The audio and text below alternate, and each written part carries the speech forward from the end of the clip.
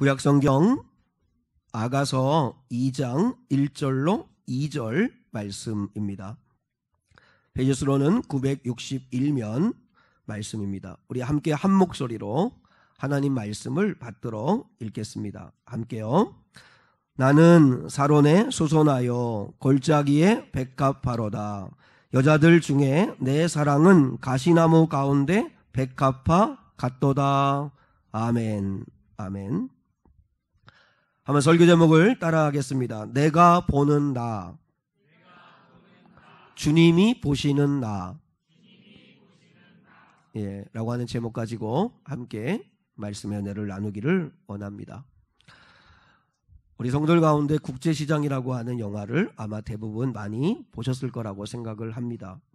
1950년 한국전쟁 시에 흥남부두에서 이제 철수작전이 일어났습니다. 미군 전투함에 올라타서 피난을 떠나려고 하는 수많은 피난민들이 부둣가에 인산인해를 이루었습니다. 이제 주인공은 덕순애인데, 이제 주인공 덕순애도 그 미국 전투함에 어떻게든지 올라타려고 안간힘을 씁니다. 그 맞이였던 덕수가 막내 여동생 막순이라고 하는 여동생을 등에 업고 단단히 묶고, 그리고 이제 그 피난하기 위해서 그 전투함에 기어오릅니다. 근데 그 막 기어오르다가 그 막내 동생 막순이가 이제 끈이 풀려지면서 이 아이가 떨어지죠. 그래서 이 아이를 잃어버립니다. 그래서 이제 배 안에 와서 동생 막순이를 아무리 찾아도 찾을 길이 없습니다. 그때 아버지가 이제 남은 가족들을 남겨놓고 다시 배 밖으로 나갑니다. 왜냐하면 동생 막순이를 찾기 위해서 이제 다시 배에서 내리죠. 뭐 딸을 두고 떠날 수는 없으니까 이제 아버지가 남는 거죠. 그때 아버지가 배에서 떠나기 전에 그 큰아들 덕수를 이제 이렇게 앞에 세워놓고 이야기를 합니다. 현준아, 덕수에게 이야기를 합니다. 현준이도 보니까 아들로 맞이네요. 그래서 덕수야, 아버지가 없으면 네가 가장이다. 가족들 지켜라. 단단히 듭니다. 아버지가 없으면 네가 가장이다. 가족들 지켜라. 그 아버지의 한마디 말에 덕수는 자신의 인생을 바칩니다. 그 동생이 공부를 잘해서 서울대 입학을 합니다. 이제 서울에 보내서 유학을 보내가지고 부산에서 사니까 이제 공부를 가르쳐야 되니까 이 덕수가 독일로 광부로 가서 돈을 법니다. 그리고 이제 또 여동생 시집을 보내야 되니까 돈이 없으니까 베트남전에 참전을 합니다. 기술자로. 그래서 거기서 다리를 다쳐가지고 장애인으로 돌아오기도 합니다. 이제 덕수 아내는 당신 인생을 살아라. 지금까지 가족을 위해 희생했으니까 당신 인생을 살라. 그래서 자신이 꿈은 선장이 되는 꿈이어서 이제 해양대학에 입학을 하려고 하는데, 근데 또 가족들이 걸립니다. 그래서 가족을 부양하기 위해서 결국 자신의 꿈을 포기하고, 그리고 또 생활전선에 뛰어들어서 가족을 부양하죠. 평생을 가족을 위해서 그렇게 삽니다. 이 덕수가 자신의 인생을 포기하고 자기의 꿈, 자신을 위한 삶을 포기하고 그저 온전히 가족을 위해서 살게 된 이유는 오직 한 가지 때문입니다. 아버지의 말씀 한마디. 네가 가장이다. 가족을 지켜라 하는 그 아버지의 말 한마디. 그 한마디 때문에 이제 가족을 위한 삶을 사는 거죠. 우리 사랑하는 성도들의 삶에도 내 인생을 바꾼 한마디가 있습니까? 여러분의 삶을 지탱하는 어떤 한마디의 말씀이 있으십니까? 나를 사로잡은 한마디의 말씀, 내가 이 말씀 하나 붙들고 평생을 산다 하는 하나님께 받은 말씀이 혹시 있으십니까? 우리 성도의 삶은 마치 덕수와 같아야 한다고 생각합니다. 하나님 아버지의 말씀에 때문에 내가 하고 싶고 내가 살고 싶은 그 삶을 좀 내려놓고 아버지의 말씀이기에 순종하며 살아가는 삶, 그게 그리스도인의 삶 아닙니까? 하나님의 말씀은요, 사실 잘 이해가 안 됩니다. 우리가 논리적으로 보면 이해가 안 됩니다. 이게 말이 돼? 이렇게 하게 만드는, 반문을 일으키게 만드는 말씀도 많고, 억지 같기도 하고, 이해가 안 되는 말씀이 한두 개가 아닙니다. 그런데 하나님의 말씀이기 때문에 우리는 순종하는 겁니다. 솔직히 자, 저를 보세요. 솔직히 우리가 하나님의 말씀이 이해가 되면 그 하나님의 말씀입니까? 그게 하나님의 말씀이니까 이해가 안 되는 게 정상인 것 같아요. 그리고 이해가 안 되지만 명령하시는 이가 하나님이시기 때문에 순종하는 거죠. 하나님 믿고 순종하는 거지, 내가 이 말씀이 이해가 되니까 순종하고 이해가 안 되니까 못 받아들이겠고, 그건 믿음 아니죠. 믿음은 이해되지 않지만, 억지 같지만, 말도 안 되지만 명령하시는 이가 하나님이시기에 하나님의 말씀에 붙잡혀 살아가는 것, 그게 성도의 삶인 것입니다. 오늘 아가서를 통해서 하나님이 말씀하시는 한마디는 꼭 이겁니다. 한번 따라하겠습니다. 너는 그리스도의 신부다. 하나님은 너를 사랑하신다. 자, 오늘 아가서를 통해서 주님이 하시고 싶으신 말씀 한마디는 이겁니다. 너는 그리스도의 신부다. 하나님이 너를 사랑하신다. 혹시 우리 사랑하는 성도들은 하나님이 나를 사랑하신다 이렇게 말씀을 들으면 어떤 느낌이 드세요? 어떤 느낌?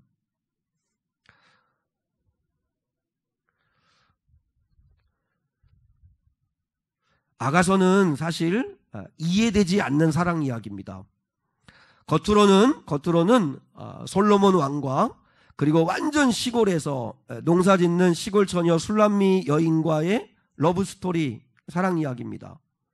그러나 이 아가서를 해석하는 가장 좋은 해석은 단순히 남녀 간의 인간적 사랑을 그린 것이 아니라 솔로몬이 성령에 충만하여서 자신이 사랑에 빠졌던 술람미 여인과의 나눈 이 사랑의 이야기는 곧 신랑 되신 그리스도와 신부된 성도들이 나누는 사랑 이야기라고 해석하는 것이 가장 좋은 해석 방법입니다. 사실 구약 39권의 성경 가운데서요, 혹시 여러분 아십니까? 하나님이라고 하는 이름이 한 번도 등장하지 않는 성경이 2권이 있죠. 혹시 아세요? 에스더고 그리고 아가서입니다. 에스더 아가서에는 하나님이라고 하는 이름이 직접적으로 한 번도 나오지 않습니다. 그래서 39권의 성경을 정경으로 결정하는 데 있어서 에스더와 아가서를 빼야 된다고 주장한 사람들이 많았습니다. 그런데 이 성경이 39권 성경에 이렇게 정말 당당하게 들어가 있었던 이유는 뭐냐면, 어느 성경보다도 배후에서 역사하시는 하나님을 가장 잘 보여주고 있는 성경이 에스더요 아가서이기 때문에, 그래서 39권의 구약 성경에 당당히 올라가게 되었습니다. 아가서는 한마디로 우리의 신랑 되시는 그리스도께서 신부된 우리들 어떻게 사랑하시느냐, 얼마나 사랑하시느냐 하는 이야기를 보여주고 있는 말씀입니다. 이 말씀을 통해서 오늘 우리가 하나님의 음성을 듣는 저와 여러분이 될 수 있기를 주님의 이름으로 축복합니다. 우리 주님께서 말씀하죠. 내가 너를 사랑한다. 너는 나의 신부다. 라고 이야기하는 것이 오늘 이 하나님의 말씀인 아가서입니다. 저는 오늘 이 아가서의 말씀에 붙들림 받을 수 있기를 주님의 이름으로 축복합니다. 신앙생활을 하면서 가장 큰 걸림돌이 있다면 뭐냐면 열등감입니다. 열등감. 예수님을 믿기 전에도 그렇고 믿고 난 후에도 이렇게 보면 성도들을 이렇게 봐도 그렇고 저 자신을 봐도 그렇고 비교하는 한 계속 열등감에 사로잡혀 살아갑니다. 예수를 믿고 나서도 그 열등감이 치유되지 않아가지고 늘 상처받기 잘하고, 그래서 잘 삐지기도 하고 또 잘 넘어지기도 하는 그런 일들을 참 많이 봅니다. 나는 왜 이렇게 잘하는 게 없을까? 왜 나에게는 열매가 없을까? 왜 나에게는 기적이 나타나지 않을까? 그런 것들로 인해 가지고 왜 내 기도는 응답이 안 될까? 하여튼 우리가 열등감에 빠지는 일들이 참으로 많습니다. 오늘 본문에 나오는 이 술람미 여인도 한마디로 말하면 열등감 장아찌입니다. 열등감 장아찌. 자, 오늘 본문 1절을 한번 보시죠. 1절. 자, 1절을 보겠습니다. 본문 1절 시작. 나는 사론에 수선하여 골짜기에 백합화로다. 참 이렇게 언뜻 보면 너무 아름다운 시고, 왜냐 아가서는 시로 되어져 있습니다. 그래서 너무 아름다운 표현인데 이 1절은 내가 보는 나입니다. 내가 보는 나. 나는 샤론에 수선하여 골짜기에 백합화로다. 너무 멋진 표현 같은데 그러나 실상은 그렇지 않습니다. 샤론이라는 것은 우리 샤론의 백합화, 샤론의 꽃 예수 이렇게 노래도 하는데 샤론은 그냥 이렇게 들판을 말하는 겁니다. 들판. 평범한 넓은 들판. 그러니까 샤론에 수선하여라고 하는 이야기는 뭐죠? 들판에 핀 꽃입니다. 들꽃. 들꽃이 흔하잖아요. 아름답겠어요. 주목을 받겠어요. 그냥 흔하게 핀 들꽃. 그리고 골짜기의 백합화 이렇게 얘기했는데, 골짜기는 여기서 말하는 골짜기는 아주 깊은 골짜기입니다. 그러니까 사람이 접근하기 어려운 골짜기. 그럼 무슨 걸 이야기하는 거예요? 나는 골짜기에 백합화 같다는 이야기는 누구 하나 와서 나 봐주는 자가 없고 주목받는 사람이 아니라는 거예요. 지극히 평범하고, 평범함을 넘어 자랑할 만한 것이 하나도 없는 보잘것없는 나라고 하는 의미예요. 그냥 흔하게 핀 꽃이고, 그러니까 누구 하나 주목하지도 않고 도드라지는 것도 없고, 그리고 사랑받을 만한 어떤 모습도 없고 한 그런 존재. 이게 술람미 여인이 자기 자신을 보는 눈이에요. 완전히 열등감 장아찌죠. 그런데 2절은 주님이 술람미 여인을, 그러니까 우리를 보는 눈이에요. 우리를 보는 눈. 주님이 보시는 나예요. 주님이 보시는 나. 자, 2절도 있습니다. 2절 시작. 여자들 중에 내 사랑은 가시나무 가운데 백합화 같도다. 뭐라겠죠? 내 사랑은 가시나무 가운데 백합화 같도다. 내 사랑은 가시나무 가운데 백합화 같도다. 그냥 백합하면 그냥 핀 백합화구나 라고 할 수 있는데, 어디에서 핀 백합화예요? 가시나무 가운데 핀 백합화. 그러면 먼저 우리가 가시나무를 생각해 보려고 해요. 가시나무는 번역을 하면 찔레, 엉겅퀴, 거친 들풀로 이렇게 번역될 수가 있는 말입니다. 가시나무라고 하는 이 말이 성경에서 처음 등장하는 곳이 어디냐면 창세기 3장 18절입니다. 창세기 3장 18절. 땅이 너에게 가시덤불과 엉겅퀴를 낼 것이라, 이런 말씀이 있어요. 혹시 여러분 눈치채셨습니까? 누구에게 이 말을 하는 건지 아시죠? 창세기 3장이니까. 창세기 3장은 타락장이잖아요. 아담과 하와가 범죄하고 난 다음에 땅이 저주를 받아서 앞으로 땅이 가시덤불과 엉겅퀴를 너에게 낼 것이라고. 그러니까 너는 땀 흘려서 땅을 개간하고 갈라엎고 씨를 뿌리고 돌보고 하지 않으면 그러면 열매를 거둘 수 없을 거라고 이야기합니다. 그러니까 가시나무는 땅이 죄로 말미암아 저주를 받아, 그래서 그 저주받은 땅에서 피어난 그 나무가 가시나무입니다. 가시나무는 말 그대로 이름 그대로잖아요. 남을 찌르는 가시가 있습니다.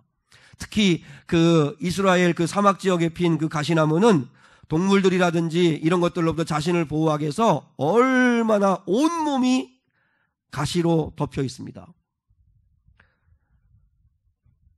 그리고 이 가시나무는 열매가 없습니다.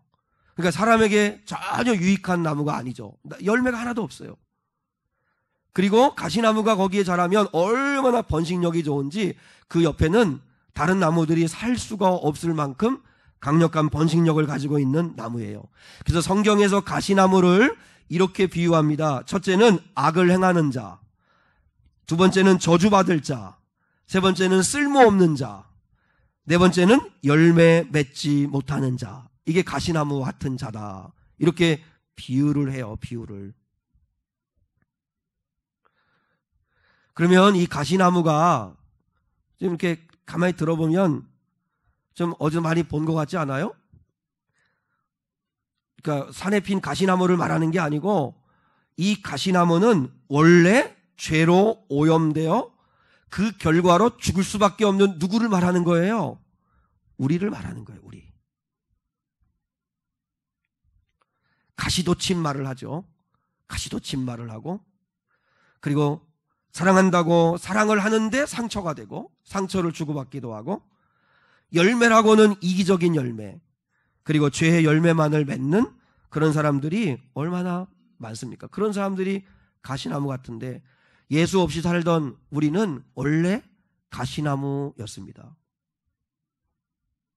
찌르고 상처 주고 열매 맺지 못하는 그런 존재였습니다. 한번 생각해 보십시오. 예수님이 없는, 하나님이 없는 사람들이 만들어낸 세상을 한번 보세요. 하루가 멀다 하고 죄악이 쏟아지는 뉴스를 봅니다. 로마서 1장에 하나님을 마음에 두기 싫어한 사람들이 맺는 열매들이 나옵니다. 어디 하나 쓸만한 열매가 없습니다. 선한 것이라고는 나오지 않습니다. 앞으로 세상은 분명히 예언하지만 점점 더 악해져 갈 겁니다. 저는 뉴스를 보다가 깜짝 놀랄 소식을 하나 접했습니다. 아시아 국가에서 처음으로 동성결혼을 합법화한 나라가 하나 나왔습니다. 대만입니다. 대만이 이번에 대법원에서 동성결혼을 합법화했습니다. 그래서 앞으로 점점점 결혼이라고 하는 개념이 바뀔 겁니다. 원래 결혼이라고 하는 건 사전에서도 마찬가지고 성경에 근거한 결혼이라는 개념이었는데, 한 남자와 한 여자가 정식으로 부부관계를 맺는 것, 그게 결혼이었습니다. 결혼. 근데 앞으로는 어떻게 바뀌냐면 사람과 사람이 정식으로 부부관계를 맺는 것, 그게 결혼이 되어가고 있습니다. 그러니까 남자와 남자, 여자와 여자도 정식으로 부부관계가 될 수 있고, 그리고 또한 입양할 수 있고, 그리고 동시에 똑같은 법적 혜택을 받을 수 있는 그런 시대가 점점 된다는 거죠. 근데 더 걱정스러운 건 여기서 죄는 멈추지 않을 거라고요. 더 악한 일들이 벌어질 거라고요. 그래서 어떤 일이 벌어질 거냐면 다수가 결혼하는 일이 벌어질 거예요. 남자 셋, 여자 넷, 아니면 둘둘 넷, 이런 식으로도 결혼이라고 하는 것이 이루어지게 될 거고, 더 나아가 사람이 짐승과 결혼하고, 그리고 사람이 인간을 흡사 닮은 로봇과 결혼하는 시대가 앞으로 올 것이라고 이야기합니다. 개인적인 성향이니 무슨 인권이니 하는 명분하에 세상은 점점 더 악해져 갑니다. 더 악해져 갑니다. 그럼 이런 시대 속에 살아가는 우리 그리스도인은 어떻게 살아야 될까요? 여러분, 순교할 각오해야 합니다. 하나님의 말씀만이 진리다, 이 말씀이 옳다라고 여러분이 믿고 외칠 용기가 필요합니다. 창세기 2장 24절에 보면 하나님이 분명하게 결혼관을 말씀하셨어요. 이러므로 남자가 부모를 떠나 그의 아내와 합하여 둘이 한 몸이 될지니라. 이게 하나님이 정하신 결혼관입니다. 남자가 부모를 떠나, 여자도 부모를 떠나 남자와 여자가 둘이 한 몸을 이루는 것, 이게 결혼입니다. 하나님이 정하신 결혼.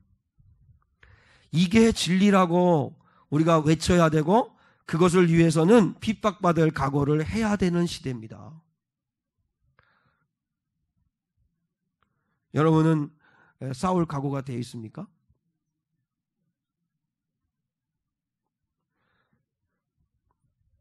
그리스도의 신부들은 원래 가시나무 같은 사람들이었습니다. 우리는. 그런데 하나님의 은혜로, 예수 그리스도의 구원의 은혜로 오늘 성경에 우리가 뭐가 됐다는 거예요? 가시나무 가운데 뭐라고요? 뭐라고요? 백합화라고요. 백합화. 가시나무가 가득한 곳에 핀 한 송이 백합화를 한번 생각해 보세요. 얼마나 힘들었을까요? 얼마나 아름다운가요? 예수를 믿고 살아가는 삶이 꼭 그래요. 가시나무 가운데에 백합화로 하나님은 살라고 말씀하세요. 너희는 세상의 소금이 되라. 너는 세상에서 빛이 되라. 얼마나 힘들어요. 그럼 얼마나 아름다워요. 그게 하나님이 우리에게 말씀하시는 거예요. 여러분, 이게 그리스도인의 삶이라는 걸 꼭 기억해야 합니다. 하나님의 자녀들, 그리스도의 신부된 성도들은 가시나무 가운데 백합화로 살아야 합니다. 가시나무였던 우리들을 예수 그리스도의 보혈로 완전히 새 사람이 되게 하셔서 본질상 진노의 자녀였던 우리를 하나님의 자녀가 되게 하시는 구원을 베풀어 주셨습니다. 서로 찌르고 이기적이고 죄악으로 가득한 이 세상에서 너는 이제 가시나무가 아니라 한 송이 아름다운 백합화로 가시나무 가운데 살아가라고 심어놓은 것이 하나님의 우리를 향하신 마음이고 뜻입니다. 원래 우리는 죄악의 열차를 타고 지옥을 향해서 가던 자들인데, 그런데 예수님이 오셔서 복음을 전하셨습니다. 이 열차는 지옥으로 가고 있는 거다. 빨리 내려야 된다. 그래서 예수께서 우리를 내리게 하셔서 구원 열차에 올라타게 하셨습니다. 그리고 계속해서 우리가 교회가 주신 사명이 뭐예요? 지옥 열차를 향해, 지옥을 향해 죄악 열차를 타고 가는 자들에게 빨리 내리라고, 거기서 내려야 된다고, 그리고 구원 열차를 타셔야 된다고 이야기하는 게 그게 전도 아닙니까? 우리가 예수를 믿고 거듭난 건요, 완전한 변화예요. 가시나무였는데 백합화가 되는 것 같은 변화예요. 할렐루야. 옆에 사람에게 한번 이렇게 인사하겠습니다. 당신은 가시나무 가운데에 아름다운 백합화입니다.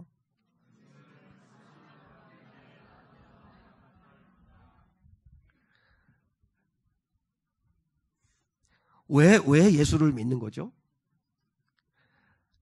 저는, 저를 좀 보세요. 저는 마음이 흔들리지 않기 위해서 계속 반복적으로 생각하는 게 하나 있습니다. 자주 저 자신에게 묻는 게 있습니다. 예수를 믿는 이유가 뭐냐? 예수를 믿는 이유가 뭐냐? 그리고 또 사랑하는 성도들한테 예수를 왜 믿으라고 너는 얘기하는 거냐? 그걸 계속 생각합니다. 우리 사랑하는 성도들도 생각해야 합니다. 예수 믿어서 뭐가 좋은 거지? 예수 왜 믿는 거지? 아니, 목사님은 맨날 왜 예수 믿으라고 저렇게 소리 지르는 거지? 예수를 왜 믿는 거죠? 예전에는 예수 믿으면 잘 먹고 잘 살 수 있습니다. 잘 살 수 있습니다. 했습니다. 근데 지금은 안 통합니다. 왜냐하면 이제 3만 달러 시대가 되고 잘 먹고 잘 살게 되었기 때문에 그러면 뭐 예수 믿을 필요 없네 뭐 지금도 잘 먹고 잘 사는데 굳이 뭐 예수를 믿어. 그래서 그건 원래 가짜 복음이었고 진짜 복음 아니었습니다. 그러면 예수를 믿는 이유가 진짜 뭐죠? 천국을 믿기 때문입니다. 천국을 믿기 때문에. 제가 어느 이렇게 글을 보다가 목사님이 큰 교회에서 이렇게 목회 잘하는데, 근데 이제 뭐 기존 교회에서 목회하는 게 힘드니까 이 목사님이 사모님한테 내가 이제 50인데 마지막 이제 은퇴하기 전까지 한번 다시 뛰어보고 싶다. 그래서 개척을 한번 해보고 싶다. 그러니까 완전히 맨땅 헤딩하는 거죠. 그때 사모님이 목사님에게 한 가지 묻더래요. 당신 진짜 천국을 믿냐? 당신 진짜 천국을 믿냐? 그래서 이 사모님이 진짜 미쳤나? 어떻게 목사인 나한테 천국을 믿느냐고 그러냐고 이렇게 질문을 하는데 왜 그런 질문을 하느냐고 이렇게 물었는데 한번 대답해 보라고. 당신은 진짜 천국이 있다고 믿냐? 나 천국 있다고 믿지. 그러면 개척해라. 내가 보니까 목사들 가운데서도 천국을 안 믿고 사는 사람 많더라. 여러분, 성도들 여기에 예배하는 우리 성도들 가운데도 진짜 천국을 믿고 사는 성도들이 과연 몇 명이나 될까? 우리가 예수 믿는 진짜 이유는 이 세상이 물론 편하고 좋죠. 자꾸 잘 살수록 이제는 주님은 좀 더디 왔으면 하죠. 근데 천국에 대한 소망은 점점점 희미해져 가요. 근데 천국이 없으면 예수 믿을 이유가 뭐가 있습니까? 천국이 없으면 예수 믿을 뭐가 있어요? 그리고 예수를 믿는 이유는 삶의 주인이 내가 아니기 때문입니다. 우리는 주님의 휘페르테스가 돼야 합니다. 그분의 종이 돼야 합니다. 한번 예를 들어볼까요? 제가 운전 경력이 30년 돼갑니다. 근데 이제 30년이 돼가는데 그러면 내가 비행기를 탔는데 내가 운전 30년 경력인데 차도 몰았는데 뭐 비행기쯤 못 몰겠나 해서 내가 조종실로 가가지고 조종관을 잡으면 나는 미친놈입니다. 내가 아무리 운전을 많이 하고 경험이 많고 해도 비행기 조종관을 잡지는 않습니다. 그건 맡기는 겁니다. 그럼 나는 편하게 의자에 앉아서 가는 거죠. 그런 목적지에 가는 거죠. 우리 인생도 마찬가지입니다. 인생도 내가 조종관을 잡고 조종하여 가려고 하면 침몰합니다. 내가 예수를 믿는 이유는 그분께 조종관을 맡기려고 하는 겁니다. 그분 맡기고 그리고 나는 주님과 함께 가는 겁니다. 그래서 예수 믿는 겁니다. 그래서 인생을 살아가면서 환난으로부터 정말로 내 힘으로 도무지 빠져나올 수 없는 깊은 수렁으로부터 나를 건지실 수 있는 분은 예수라고 믿기 때문에 그분께 내 삶을 맡기고 그리고 가는 겁니다. 그리고 내가 예수를 믿는 이유는 한번 따라하겠습니다. 죄사함 받기 때문입니다. 용서받기 위함입니다. 이거는 안 해도 되시지만 한번 여러분 솔직하게 한번 물어볼게요. 우리가 못 살고 불행한 이유가 뭐죠? 대번 대답하는 많은 사람들의 이유는 돈 없어서 그렇답니다. 가난하니까 못 살고 가난하니까 불행하다고 생각합니다. 그건 사탄이 주는 새빨간 거짓말입니다. 진짜 우리가 못 살고 불행한 이유는 죄 때문입니다. 죄 때문에 용서를 못하고 사랑을 못하고 이해를 못하고 품지를 못하고 죄 때문에 우리가 불행한 거지 돈 때문은 아닙니다. 행복해지려면 죄를 해결해야 합니다. 그래서 예수 믿는 겁니다. 죄가 없어져야 행복해질 수 있습니다. 그래서 예수를 믿는 겁니다. 예수를 믿는 것. 예수님이 죄 씻으려고 오셨거든요. 우리 죄인 용서하시려고 오신 거거든요. 그리고 예수를 믿는 이유는 예수님의 사랑으로 살아가야 하기 때문입니다. 우리의 사랑은요, 부부간에도 사랑한다. 그래서 20대, 30대 이제 젊은 부부가 결혼하면 얘기는 안 하죠. 근데 살아보라지. 그 사랑은 인간의 모든 사랑은 유통기한이 있습니다. 아주 짧습니다. 그리고 부패하기 쉬워 악취가 납니다. 그렇게 순수하게 사랑하는 것 같아도 거기에도 악취가 납니다. 진짜 우리가 사랑하려면 내가 하나님의 사랑에 사로잡히고 그 하나님의 사랑으로 사랑해야 그래야 거기에 후유증이 없습니다. 그래서 왜 우리 주님은 가시나무 같은 우리를 백합화로 만들어주시고 그리고 너는 가시나무 가운데 백합화처럼 살아다오 이렇게 말씀하시는 줄 아십니까? 하나님이 사랑이시기 때문입니다. 하나님은 사랑이시기에 우리를 사랑하시기로 작정하셨습니다. 요한일서 4장 9절로 11절에 이렇게 말씀하세요. 하나님의 사랑이 우리에게 이렇게 나타난 바 되었으니 하나님이 자기의 독생자를 세상에 보내심은 그로 말미암아 우리를 살리려 하심이라. 사랑은 여기 있으니 우리가 하나님을 사랑한 것이 아니요 하나님이 우리를 사랑하사 우리 죄를 씻기 위하여 화목제물로 그 아들을 보내셨습니다. 아멘도 세 분밖에 안 하시네. 사랑은 여기 있으니 우리가 하나님을 사랑한 것이 아니요 우리는 하나님을 사랑할 생각도 안 했어요. 사랑해달라고 말도 안 했어요. 우리는 죄인이었고 연약했고 하나님과 원수지간이었고 하는 짓거리마다 죄를 지었어요. 근데 하나님이 우리를 사랑하사 우리 죄를 씻어주시기 위하여 화목제물로 예수님을 보내셨습니다. 아멘 좀 하시라고 다시 읽었는데 여러분 사실 이 말씀은요 사도 요한일서 4장 10절은 복음 중에 복음이지만 마귀가 놀래 자빠질 말입니다. 생각해 보세요. 아니 죄인들을 용서하는 것 좋아. 저들을 구원하는 것 좋아. 그런데 하나님이 취하신 방법을 보고 마귀가 기가 막혀 자빠질 일이죠. 어떻게 독생자 예수를 십자가에 죽이시기까지 하시며 우리를 살리신단 말입니까? 마귀가 우리를 정죄합니다. 네가 이러고도 목사냐? 네가 이러고도 예수 믿냐? 이러고도 네가 무슨 뻔뻔하게 일주일간 네가 살았던 걸 알고 하던 말을 알고 네 눈빛을 아는데 뻔뻔하게 와서 예배드리냐라고 할 때에 마귀가 끊임없이 정죄할 때에 우리가 하나님 앞에 가야 합니다. 하나님 앞에 가면 하나님에게는 수평저울이 하나 놓여 있습니다. 거기에 우리의 죄를 다 얹어 놓습니다. 우리의 허물, 우리의 실수 다 얹어 놓습니다. 그리고 하나님이 그 반대쪽에다가 십자가를 올려놓습니다. 십자가를 올려놓으면 이쪽에 어떤 죄, 어떤 허물들을 올려놓아도 십자가가 훨씬 더 무겁겠죠. 십자가 능히 감당하는 거죠. 그게 십자가의 구원입니다. 그래서 주님께 오는 겁니다. 주님께.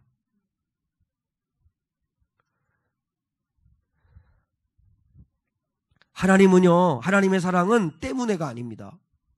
이렇기 때문에 너를 사랑해, 그거 아닙니다. 하나님의 사랑은 그럼에도 불구하고입니다. 그럼에도 불구하고, 그럼에도 불구하고, 너 실수하고 연약함에도 불구하고, 그럼에도 불구하고 사랑하신다는 거죠. 물론 하나님의 사랑을 깨달은 자는 이렇게 살아서는 안 되죠.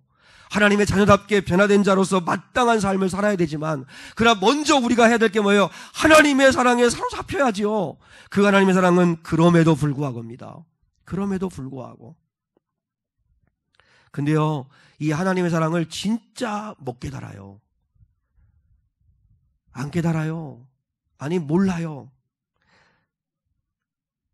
여러분, 손양원 목사님 순교자 기념관에 가면 거기에 그 손양원 목사님의 유복자였던 막내 아들인 손동일 목사님이라고 하는 분, 그러니까 손양원 목사님의 진짜 막내 아들, 그 막내 아들이 거기서 안내를 합니다.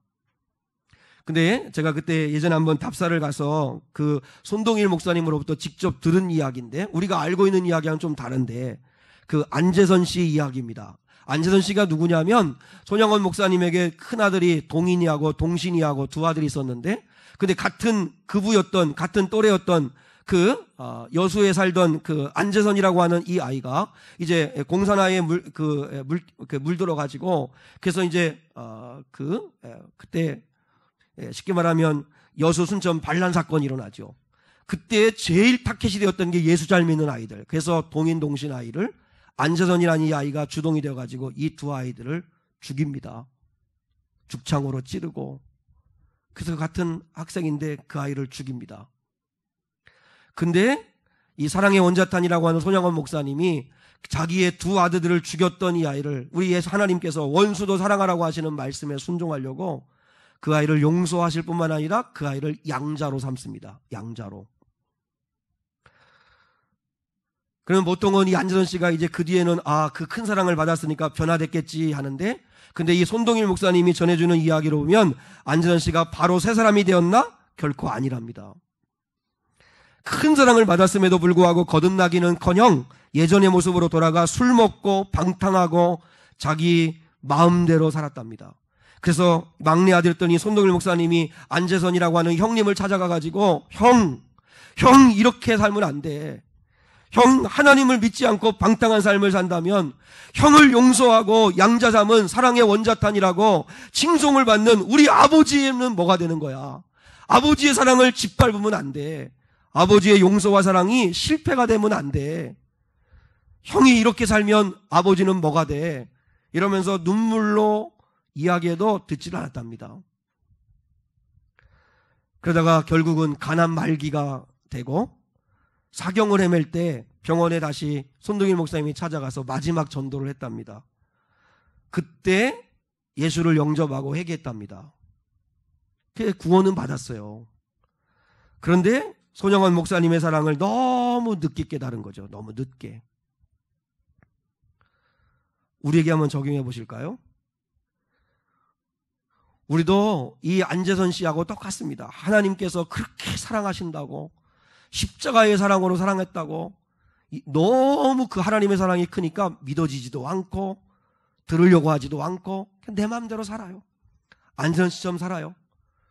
사랑하는 여러분, 더 늦기 전에 우리도 주님의 사랑을 깨닫고 안재선 씨처럼 돌아와야 합니다. 너무 늦게 하는 사랑을 깨달으면 안 됩니다. 물론 안재선 씨가 회개하지 않는다고 그 손양원 목사님의 사랑이 실패는 아닙니다. 왜냐하면 그는 그리스도의 마음으로 하나님의 용서와 사랑을 받은 사람답게 자신도 용서했으니까요. 물론 우리가 회개하지 않는다고 십자가의 사랑이 실패하는 건 아닙니다. 그러나 하나님의 마음이 얼마나 아프시겠어요. 그 하나님의 사랑을 너무 무색하게 만드는 거잖아요. 나는 너를 구원하려고 이렇게 사랑했는데 너는 그 사랑은 외면하고 들으려 하지도 아니하고 이렇게 네 마음대로 살면 되겠느냐. 가시나무 같은 우리를 백합화가 되게 하셔서 아름다운 향기 나고 아름다운 꽃이 피는 그런 삶으로 주님이 우리를 구원하여 주셨는데 그 사랑을 깨닫지 못하면 여러분, 하나님의 사랑이 너무 무색하지 않습니까? 결국 왕의 사랑을 받은 술람미 여인은 변화됩니다. 자기는 사론의 그 들판에 핀 아무것도 아닌 정말 어떤 존재감 1도 없는 그런 보잘것없는 열등감 장아찌로 쩔어 살았던 그 여인이 비로소 자존감을 회복하고 이렇게 고백합니다. 자, 아가서 1장 5절을 봅니다. 아가서 1장 5절.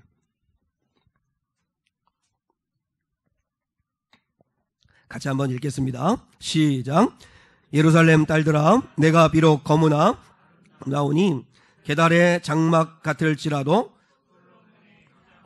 같구나. 여기서 우리가 주목해야 할 말은, 내가 이제 그 술람미 여인이 뭐라고 고백하냐면, 내가 비록 거무나 아름다우니, 이 1장, 2장, 3장은 배열의 문제이기 때문에 상관이 없습니다. 근데 지금 술람미 여인이 그 신랑 되시는 그 우리 주님께 사랑을 받은 자로서 깨닫고 난 뒤에 뭐라고 자기를 고백하냐면, 내가 비록 거무나 나는 아름답도다, 이렇게 고백합니다. 내 모습은 비록 검고 보잘것없고 주목받지 못하고 그리고 남들보다 뛰어남도 없을지 몰라도 내 속사람은 그렇지 않다는 것입니다. 지금 당당함인 거예요. 당당함. 저는 우리 사랑하는 성도들이 그리스도의 사랑을 깨닫고 이 세상을 살아가며 이 당당함을 회복할 수 있기를 축복합니다. 가시나무 가운데 핀 백합화, 얼마나 약해 보이고 초라해 보이는, 어떻게 보면 너무너무나 약해 보이지만 그러나 결코 초라할 수 없는 건 향기 나는 아름다운 꽃으로 너무나 귀하지 않습니까? 어떻게 이 여인이 이렇게 자존감을 회복할 수 있었을까요? 열등감을 벗어버릴 수 있었을까요? 바로 주님의 사랑 때문입니다. 너는 골짜기 곳에 핀 백합화가 아니야. 너는 가시나무 가운데 핀 아름다운 백합화야. 우리의 존재를 다시 깨닫게 하시고 우리를 구원하셨기에 이 여인은 자존감을 회복할 수 있었습니다. 마틴 루터는 이렇게 말했습니다. 내가 얼마나 값진 존재인 줄 알려면 십자가를 보라. 만왕의 왕 되신 하나님의 아들이 나 대신 죽으셨다. 다시요. 마틴 루터가 하나님의 사랑이 잘 깨달아지지 않고 모르겠느냐? 그러면 내가 얼마나 값진 존재인 줄 알려면 십자가를 봐라. 만왕의 왕 되신 하나님의 아들이 나 대신 십자가에 죽으셨지 않느냐. 내가 그렇게 시시한 존재가 아니다라는 이야기를 하고 있습니다. 가시나무와 같은 나를 백합화되게 하신 이 사건을 가장 잘 보여주고 있는 것, 그게 바로 예수 그리스도의 십자가의 사랑이고, 그 예수 그리스도의 십자가의 그 사랑을 열어주는, 그 십자가 사랑을 보여주는 그 복음서의 마태복음 1장에 무엇이 나오죠? 예수님의 족보가 나옵니다. 원래 유대인의 족보에는 여인들의 이름이 절대 들어가지 않습니다. 그런데 예수님의 족보에는 여인들 5명이 나오는데, 그런데 그 여인이 하나같이 4명이 이상한 여자들입니다. 이왕 여성들의 이름을 쓸 거라면 좀 유명하고 좀 괜찮은 여인들의 이름을 넣으면 좋을 텐데, 그런데 마태복음에 예수님의 족보에 여자들의 이름을 넣지 않는 게 상식인데 넣고, 그러면 이왕 넣을 거라면 괜찮은 여인들을 넣어야 되는데 의도적으로 이상한 여인들만 넣어놨습니다. 무슨 메시지죠? 거기에 누가 들어있어요? 유다의 며느리 다말은 시아버지와의 사이에서 불륜으로 아이를 낳은 여인입니다. 그리고 기생 라합입니다. 천하디천한 그 신분을 가지고 있는 기생 라합, 그리고 이방 여자 룻. 이 당시에는요, 기생보다도 더 무시받는 게 이방입니다. 이방인이었던 거. 왜냐하면 기생은 그냥 천한 사람이지만 이방인은 개로 취급되었기 때문에 이방인 여인 룻. 근데 예수님의 족보에 이 여인을 넣어요. 그리고 이름도 안 밝혀요. 바세바인데 원래 이름은 우리아의 아내. 다윗하고 불륜을 저질러서 아이를 낳은 우리아의 아내라고 하는 밧세바, 이 4명의 여자들 다 이상한 여자들입니다. 다 검디 검은 여자들입니다. 근데 왜 예수님의 족보에 이 여자들 넣을까요? 만약에 내 족보에 이런 여인들이 들어간다면 나는 아마 이 족보를 감출 겁니다. 부끄러워서. 근데 왜 예수님의 족보에 의도적으로 이 여인들을 넣을까요? 이게 복음이다. 이게 복음이다. 바로 가시나무 가운데 핀 백합화가 되게 하는 게 이게 내 사랑이다. 내가 너를 향한 구원이다. 그거 이야기하려고 하시는 거 아닙니까? 주 안에서는요, 아무리 거무나 아름다운 사람이 될 수 있습니다. 오늘 술람미 여인이 고백합니다. 나는 비록 거무나 무시하지 마. 나의 비록 겉모습은 내가 가난하고 초라하고 늙고 병들고 할지 모르지만 내 속사람엔 주님이 계셔. 난 그리스도의 신부야. 난 하나님의 나라의 시민권을 가진 자야. 라고 하는 구원받은 자로서의 당당함이 있었습니다. 정을 향한 성도들이 이 당당함을 회복할 수 있기를 축복합니다. 그래서 앞으로 살아가시면서 내가 보는 나로 보지 마시고 주님이 보시는 나로 나를 볼 수 있는 저와 여러분 될 수 있기를 주님의 이름으로 축원합니다.